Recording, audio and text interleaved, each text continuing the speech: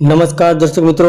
મહારાષ્ટ્રમાં વિધાનસભાની ચૂંટણી યોજાવાની છે ત્યારે આ ચૂંટણીના પ્રચાર દરમિયાન ભારતીય જનતા પાર્ટી અને કોંગ્રેસના નેતાઓના આરોપ અને પ્રત્યારોપ થઈ રહ્યા છે અને અલગ અલગ પ્રકારના નિવેદનો થઈ રહ્યા છે, જેને કારણે બબાલ પણ સર્જાય છે અને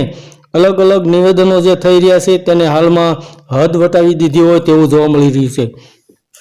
તો ભારતીય જનતા પાર્ટીએ કોંગ્રેસે કહ્યું હતું કે એક હે તો સેફ હે, તેની જગ્યાએ ભારતીય જનતા પાર્ટીએ રાહુલ ગાંધી ઉપર પલટવાર કર્યો હતો અને કહ્યું હતું કે છોટા પોપટને કિયા હે કોંગ્રેસ ચોપટ, જેમાં તે રાહુલ ગાંધીને છોટા પોપટ કહ્યું હતું, જેને કારણે કોંગ્રેસના નેતાઓ પણ નારાજ જોવા મળી રહ્યા હતા। અને ત્યારબાદ કોંગ્રેસના નેતા મલ્લિકાર્જુન ખડગેએ પણ એક નિવેદન આપતા કહ્યું હતું કે ભારતીય જનતા પાર્ટીને RSS બંને ઝેરી સાપ જેવા છે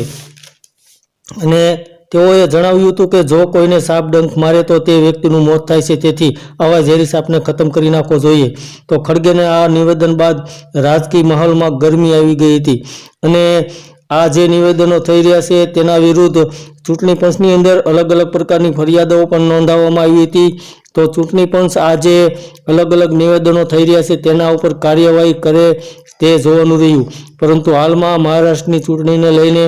ભારતીય જનતા પાર્ટી અને કોંગ્રેસના બંનેના એકમેક ઉપર આરોપો પ્રત્યારોપો થઈ રહ્યા છે, જેને કારણે રાજકારણમાં ગરમાવો આવી ગયો હોય તેવું જોવા મળી રહ્યું હતું। ધન્યવાદ દર્શક મિત્રો।